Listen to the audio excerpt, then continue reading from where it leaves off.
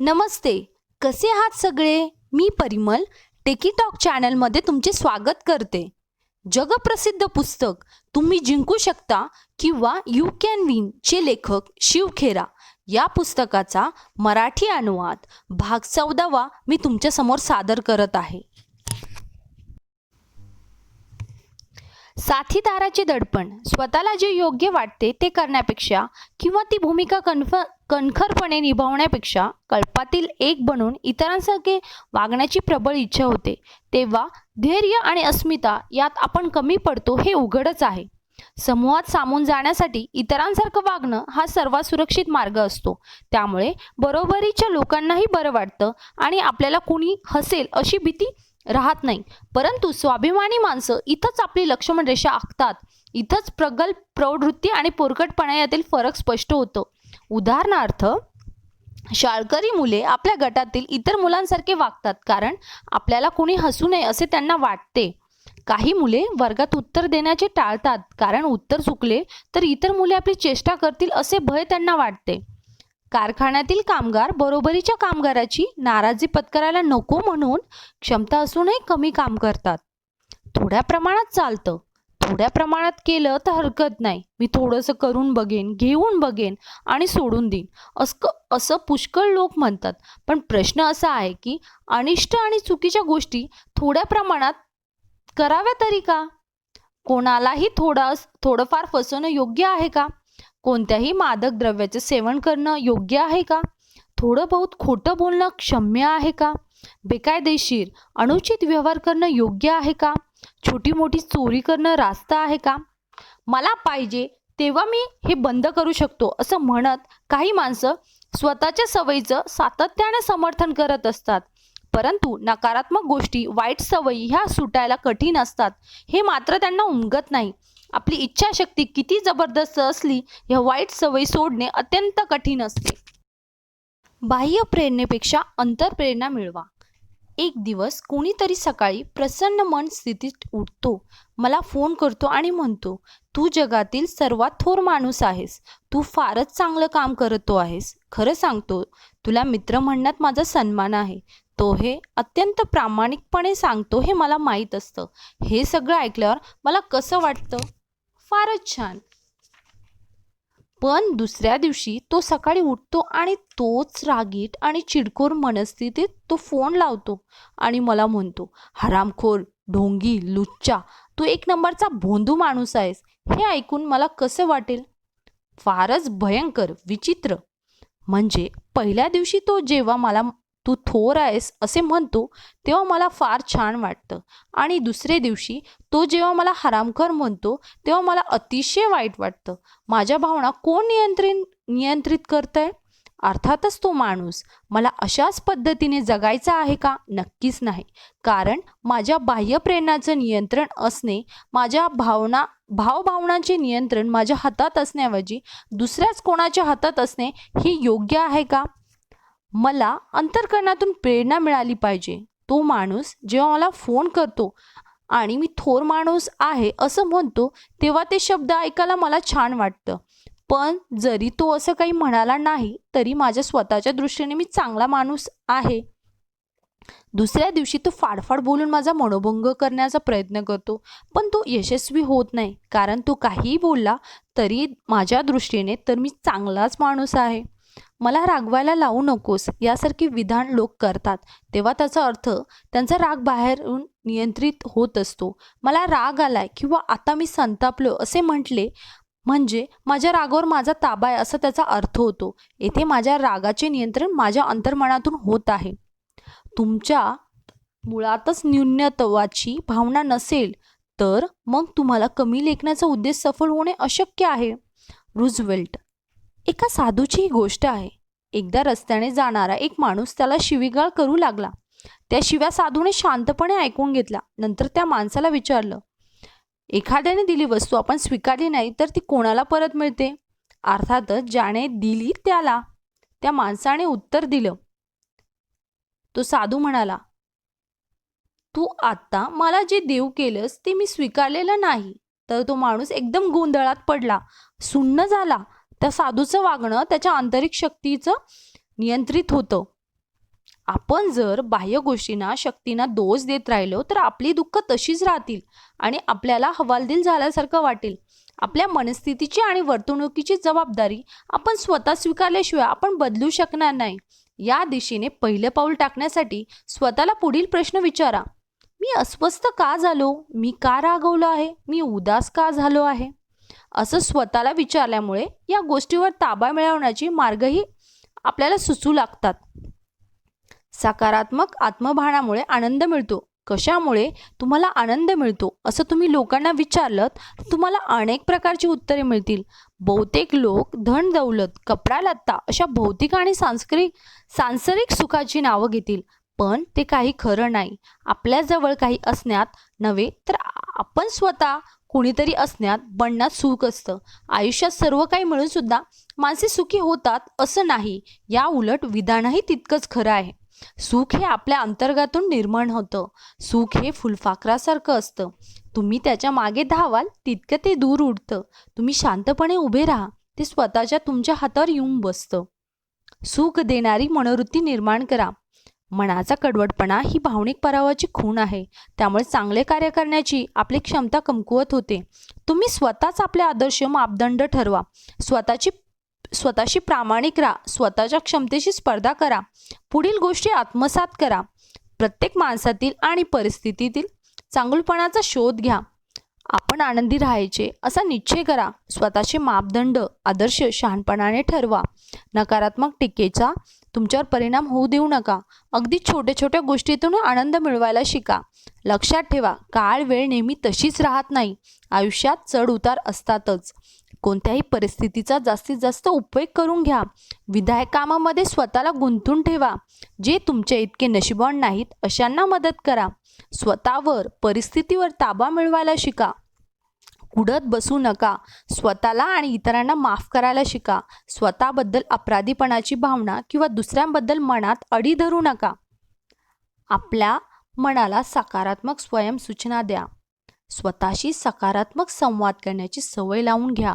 स्वयंसूचनाचा आपल्या सुप्त मनावर परिणाम होऊन आपला विश्वास दृढ होतो. आपला दृढ विश्वास आपल्या वर्तणुकीतून दिसून येतो. म्हणजेच स्वयंसूचना आपल्या मनोधरणावर प्रभाव पाडून आपल्या वर्तणुकीवर परिणाम करतात. म्हणजेच स्वयंसूचनाचीच परिणती त्या गोष्टी प्रत्यक्ष घडून येण्यात येते. उदाहरणार्थ, मी हाताळू शकेन, मी हे करू शकेन, माझं गणित खूप चांगलं आहे, माझी स्मरणशक्ती चांगली आहे. आपली ताकद हीच आपला कमकुवतपणासुद्धा ठरू शकते. कोणताही गुण प्रमाणाबाहेर वापरला तर तो कमकुवतपणा ठरतो. उदाहरणार्थ, विक्रेत्याच्या व्यवसायात चांगली संभाषण क्षमता ही विक्रेत्याची ताकद असते, चांगला गुण असतो. पण बरेचदा असं दिसून येतं की चांगला बोलता येण्यामुळे विक्रेते यशस्वी होतात आणि अति बडबड करून ते अयशस्वीही होऊ शकतात. त्यांच्या चांगल्या गुणामुळे ते या व्यवसायात येतात, परंतु त्याच गुणाचा अतिरेक झाला तर तो कमकुवतपणा ठरतो आणि ते अपयशी होतात.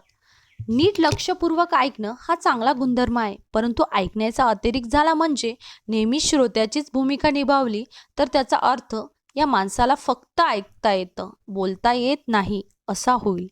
म्हणजेच केवळ ऐकतच राहण्याचा स्वभाव हा त्याचा कमकुवतपणा ठरेल. आपला सर्वात मोठा कमकुवतपणा आपली सर्वात मोठी ताकद बनू शकतो. रागवणं हा कमकुवतपणा आहे, याचं रूपांतर शक्तीत कसं होऊ शकेल? एका स्त्रीने मॅड या संस्थेची उभारणी करून हे वास्तवात आणून दाखवलं. मॅड म्हणजे mothers against drunk driving, MADD. या स्त्रीचे मूल मद्यपान करून वाहन चालकाने केलेल्या अपघातात दगावले. या दुर्घटनेमुळे ती इतकी संतप्त झाली की समाजातील अशा प्रकारच्या गोष्टी अजिबात खपून घ्यायच्या नाहीत असा तिने ठाम निश्चय केला. दारू पिऊन वाहन चालविणाऱ्या विरुद्ध लढा देण्यासाठी तिने अमेरिकेच्या सर्व भागातील लोकांना एकत्र केले. आज ती स्त्री आणि हजारो सदस्य असलेली तिची संघटना ही एक मोठी शक्ती बनली आहे आणि त्यांनी कायद्यात आवश्यक ते बदल घडून आणले आहेत. अशा रीतीने सकारात्मक विचारकृती करून रागासारख्या नकारात्मक भावनेचं रूपांतर शक्तीमध्ये, विधायक कामात, चळवळीत करता येतं. खरं तर संताप हा कमकुवतपणाच पण या उदाहरणात त्या महिलेचा तीव्र संताप हेच तिचं प्रभावी सामर्थ्य ठरलं. धीर धरा. चांगली किंवा वाईट गोष्ट एखाद्या वेळेस पाहिली किंवा ऐकली तर काही बिघडत नाही, तिचा काही परिणाम होत नाही असं लोक म्हणताना आपण ऐकतो, पण हे काही खरं नाही. अशा गोष्टीमुळे आपल्यात होणारा बदल दिसून येत नसेल, पण काहीतरी परिणाम नक्की होत असतो. चीनमधल्या त्या एका विशिष्ट जातीच्या बांबूचं उदाहरण घ्या. बांबूचं रोप लावल्यानंतर त्याला नियमितपणे पाणी आणि खत घातले तरीही पहिली 4 वर्ष त्यात काही वाढ दिसून येत नाही. झाड वाढत असल्याचं कसलंही लक्षण दिसून येत नाही, पण 5व्या वर्षी अचानक झाड 6 आठवड्यात 90 फूट वाढतं. इथं प्रश्न असा आहे की बांबूचं झाड 6 आठवड्यात वाढलं का? त्याला मोठं व्हायला 5 वर्ष लागली का? झाडाच्या वाढीचं कोणतंही चिन्ह दिसत नसलं तरी झाड जमिनीत मूळ पसरत होतं का? बांबूची वाढ होत नाही म्हणून त्याला पाण्याने खत द्यायचं बंद केलं असतं तर झाड असं वाढलं असतं का? अर्थातच नाही. बांबूचं रोप मेलं असतं. आपण निसर्गाकडून शिकलं पाहिजे. निसर्गाची शिकवण अगदी स्पष्ट आहे. धीराने आणि श्रद्धेने चांगलं योग्य काम करत राहा. त्यामुळे होणारा बदल जरी दिसून आला नाही तरी त्याचा परिणाम मात्र होत असतो. आत्मपरीक्षण करा. तुमची शक्तिस्थाने आणि तुम्हाला कमकुवत करणारे दोष यांची यादी करा. यशस्वी माणसांना स्वतःच्या मर्यादा माहीत असतात, परंतु ते आपल्या शक्तिस्थानावर भर देतात. आपली शक्ती कशात आहे हे जर आपल्याला माहीत नसेल तर आपण त्यावर भर कसा देणार? आपल्याला काय करायचं नाही हे लक्षात ठेवण्यापेक्षा आपल्याला काय करायचं आहे, काय व्हायचं आहे त्यावर लक्ष केंद्रित करा. शक्तिस्थाने आणि कमकुवतपणा याची यादी तुम्ही करून ठेवा.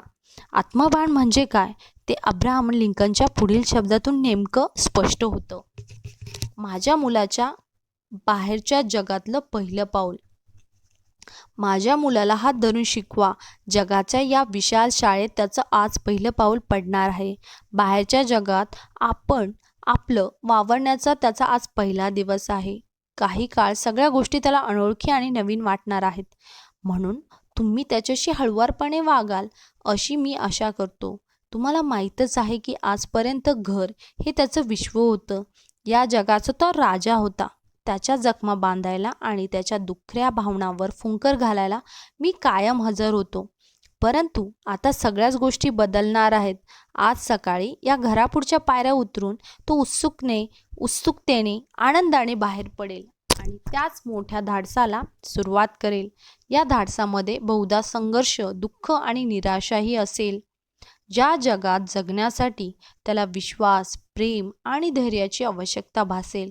म्हणून लोक हो, त्याचा चिमुकला हात धरून त्याला आवश्यक त्या गोष्टी तुम्ही शिकवाल अशी मी आशा करतो. शिकवाच त्याला, पण शक्य असेल तर ममतेनं आणि प्रेमानं. सगळीच माणसं प्रामाणिक नसतात. सर्व स्त्री पुरुष खरेपणाने वागणारे नसतात. हे त्याला कधीतरी समजून घ्यावं लागेल. हे मला माहीत आहे. जगात जसा वाईट माणूस असतो तसा चांगलाही माणूसही असतो आणि एखादा शत्रू असेल तर एखादा मित्रही असतो. हे त्याला शिकवा. दुष्ट आणि दादागिरी करणाऱ्या लोकांवर त्यांची जागा दाखवणं ही सर्वात सोपी गोष्ट असते. हे त्याला लवकरात लवकर शिकू द्या. पुस्तक वाचण्यातून मिळणारा आनंद त्याला घ्यायला शिकवा. आकाशात भराऱ्या घेणाऱ्या पाखराचं, सूर्यकिरणात गुणगुणाऱ्या मधमाशांचं आणि हिरव्यागार टेकडीवरील राणा फुलांचं शाश्वत रहस्य शोधण्यासाठी त्याला निवांत वेळ मिळू द्या. त्याला असं शिकवा की फसवण्यापेक्षा अपयश पत्करणं अधिक सन्माननीय असतं. त्याला स्वतःच्या विचारावर निष्ठा ठेवायला शिकवा. मग इतरांच्या दृष्टीने ते विचार चुकीचे असले तरीसुद्धा. सर्वजण जरी मेंढरासारखे वागत असले तरी गर्दीतलं एक न होण्याचं बळ माझ्या मुलाला देण्याचा प्रयत्न करा. इतरांचं ऐकायला त्याला शिकवा, परंतु तो जे ऐकेल त्याला सत्याची चाळणी लावून जे योग्य आणि चांगलं असेल तेच त्याला घ्यायला शिकवा. आपलं हृदय आणि आत्मा कधीही पैशात मोजून त्याची किंमत ठरवू नकोस असं त्याला शिकवा. आपलं वागणं योग्य असेल तर आरडाओरडा करणाऱ्या जमावाकडे पूर्ण दुर्लक्ष करायला, आपल्या तत्त्वासाठी निर्धाराने संघर्ष करायला त्याला शिकवा. लोक हो, त्याला हळुवारपणे शिकवा, पण त्याचे फाजील लाड करू नका. कारण भट्टीतील उष्णतेतून तावून सुलाखूनच उत्तम पोलाद तयार होतं. हे सगळं म्हणजे खूप मोठी मागणी आहे. पण लोक हो, बघा यातलं तुम्हाला काय करायला जमतं ते. कारण तो खरंच एक गोंडस मुलगा आहे. Abraham Lincoln. लेखकाने प्रत्येक पाठानंतर एक कृती कार्यक्रम दिला आहे. तो तुम्ही नक्की फॉलो करा. पहिली कृती आहे, निराशाजनक परिस्थितीचे आशादायी परिस्थितीत रूपांतर करणाऱ्या लोकांचे चरित्र वाचा. चांगली पुस्तक वाचणं आणि प्रेरणा देणाऱ्या ध्वनिफिती ऐकणं हे तुमच्या रोजच्या दिनक्रमात समाविष्ट करा. कुठल्याही परतफेडीची अपेक्षा न करता विधायक कार्यासाठी तुमचा वेळ, पैसा नियमित आणि पद्धतशीरपणे खर्च करा. तिसरं, वाईट नकारात्मक प्रभावापासून दूर राहा. कुसंगती टाळा. गैरकृत्यासाठी मित्रांच्या दबावाला बळी पडू नका.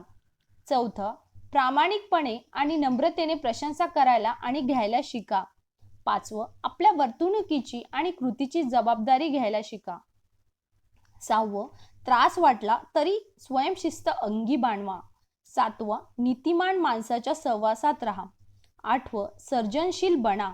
आपल्या कमकुवतपणाचे शक्तीमध्ये रूपांतर करण्याचे मार्ग शोधा. सतत सहनशीलतेने आणि चिकाटीने वागा. त्याचा परिणाम जरी लगेच नाही जाणवला तरी त्याचा सराव करत राहा. तर यू कॅन विन या बुकचा भाग 14वा समाप्त. तसेच आत्मप्रतिष्ठा पाठ क्रमांक 4 हा पाठसुद्धा समाप्त. खाली डिस्क्रिप्शन बॉक्समध्ये पूर्ण यू कॅन विन बुकची प्लेलिस्टची लिंक दिलेली आहे. काही सजेशन असतील तर कमेंटद्वारे शेअर करावे. Please like, share and subscribe my channel. Share with your friends and family. Don't invest in others, invest in your self. धन्यवाद.